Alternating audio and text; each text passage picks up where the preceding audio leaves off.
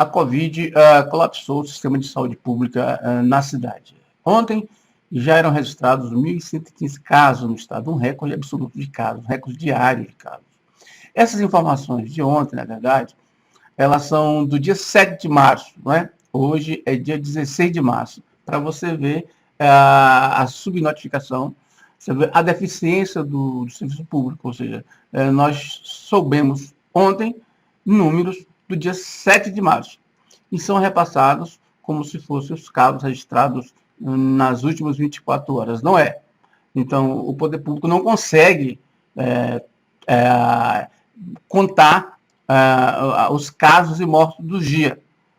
Eles dizem que é porque tem que certificar aquela coisa toda. O fato é que essa própria situação de ontem, de 1.115 casos ontem e 16 mortos ontem, são casos que aconteceram no dia 7 de março, ou seja, há uma semana. Então, hoje nós não sabemos o número de mortos que foi ontem. Tanto que os mortos de ontem, por exemplo, do cantor Nilo Alves, do meu amigo Nilo Alves, e do outro amigo meu internacional, o João Terror, elas só vão ser contabilizadas daqui a uma semana, quando a família já estiver fazendo a visita de cova de seus familiares, né, de seus entes queridos, né, perdidos pela Covid. Então, só aí você vê como nós estamos tratando essa Covid. É só no Tocantins isso? Não. Agora, de ontem para hoje, surgiu uma denúncia muito grave aí nas redes sociais, né? Uma pessoa com um áudio dizendo que o cantor Nilo Alves morreu por negligência médica na UPA, lá em Taquaral. O áudio diz que o cantor estava internado lá, né, sem ser entubado, e que a prefeitura estaria reduzindo o oxigênio nas UPAs. Então, teria acontecido com o Nilo Alves essa questão, ou seja, reduzir o oxigênio dele. Caiu o índice, a oxigenação dele caiu por 88%. Ele teria entrado em colapso e aí deu um infarto e morreu. Ou seja, o Nilo, todo mundo sabe, os amigos dele, né? E eu, por exemplo, sabia disso há muito tempo. O Nilo tinha comorbidades, não é verdade? Ele teve quase um pré-AVC, ele teve um pré-infarto, já tinha tido, né?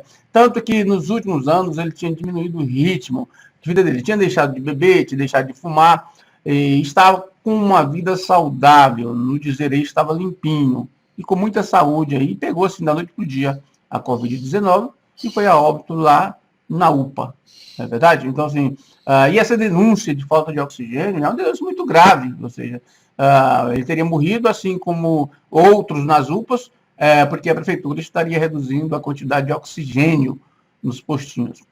É uma informação até certo ponto duvidosa, mais grave, né? Porque a prefeitura de Palmas é uma das poucas cidades no país que tem uma indústria de oxigênio. E a prefeitura, inclusive, se vangloria que aquilo que aconteceu no Amazonas não teria condições de acontecer em Palmas, porque eles teriam oxigênio.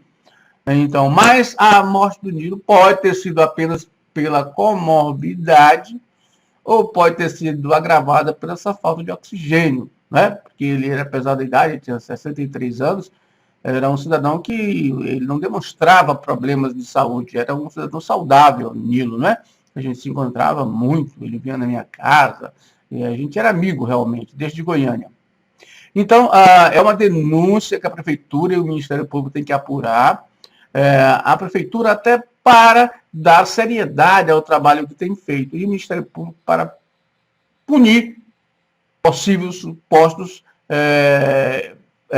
enfermeiros negligentes que levaram à morte o cantor Nilo Alves. Se aconteceu com o Nilo, pode, sendo verdade essa informação, pode estar acontecendo com outras pessoas. Então, nada melhor que a transparência. A prefeitura vir a público explicar as condições, a forma como se deu o óbito do cantor Nilo Alves e o Ministério Público apurar Isso não é adversidade nenhuma, diversidade política nenhuma, ou seja, é apenas em função, em favor da transparência pública, porque não é plausível que numa prefeitura que diz ter oxigênio, a pessoa morra por falta de oxigênio. Então, isso não creio que essa informação seja verdadeira. Mas, na dúvida, que deve estar tomando de conta das redes sociais e da população, e eu, como amigo do Nilo, tenho o direito, assim como os familiares, de saber em que condições, quais foram os fatores que levaram o grande Nilo Alves, um grande cantor, um grande talento do estado de Tocantins e de Goiás, a óbito com poucos dias numa UPA. Né? Ele não estava nem entubado, né? Não ficou nem entubado. Então, assim, com poucos dias, ele foi a óbito por, segundo esse áudio que está circulando nas redes, por infarto decorrente da falta de oxigênio. A saturação dele teria caído para 88%. Não é nem uma saturação tão elevada assim, na verdade, assim, tão pequena assim. Tem muita gente que sai da UTI com saturação da Covid, que depois de ter chegado a saturação de 20%, 30%, não é verdade? Antes que essa situação se propague. E aí será que temos agora a situação da morte de João Terror, um grande detetive internacional, é também muito grave. O João Terror, ele ficou dias no hospital regional de Portugal, ali no corredor, primeiro esperando ser entubado, e segundo, uma transferência de ambulância para Palmas, ou seja, 60 quilômetros, né? De Porto a Palmas são 60 quilômetros, não é verdade? Porto tem 7 deputados, 6 deputados estaduais e 1 federal. Tem o vice-governador do estado. Mas a situação do hospital de Porto Nacional, décadas entre o governo e sem governo, é uma situação escandalosa. Todo de lá não tem, os funcionários não têm insumos, os funcionários não têm que trabalhar, o hospital entra no hospital, não acredite em mim, vá, o hospital é público, vá no hospital regional de Porto Nacional e veja se aquilo é hospital. Se aquilo é o que era o Hospital do Alzego, por exemplo, não é verdade? Então, assim, por décadas, o mesmo grupo político portuense, e aí não tem como eu falar que é o grupo do deputado Antônio Andrade. O deputado Antônio Andrade controla o Hospital Regional de Porto há décadas. Eu não estou dizendo que ele é o responsável, estou dizendo que ele controla há décadas, mas politicamente ele é o responsável, sim, pela situação de calamidade que vive o Hospital Regional de Porto Nacional. Eu conheço de perto isso. A minha mãe, que foi servidora pública e tem o Servir, ela ficou durante uma noite ali, naquele hospital, em função de embolia pulmonar, e os enfermeiros chegavam assim, como eles fazem com todos os pacientes, com todos os familiares. Ei, vocês têm plano de saúde? Tira daqui, porque senão morre. Não fica 10 horas aqui e morre, porque aqui não tem nada. E eu presenciei isso, estive lá com a minha mãe, na enfermaria, na internação. Ali não existe aquele hospital de Porto Nacional. O deputado Antônio Andrade, que nomeia o diretor daquele hospital, que faz daquele hospital, inclusive um cabide de empregos lá, fez durante muito tempo, ele é responsável por isso, sim. Ou seja, imagina o presidente da Assembleia Legislativa, um deputado estadual, e que a população de Porto reelege eleição sobre eleição, não dá a mínima para aquele hospital regional de Porto Nacional. Então fica só fazendo política barata com o hospital. Porque na hora H você vai no hospital, não tem nada mesmo. O que aconteceu com minha mãe?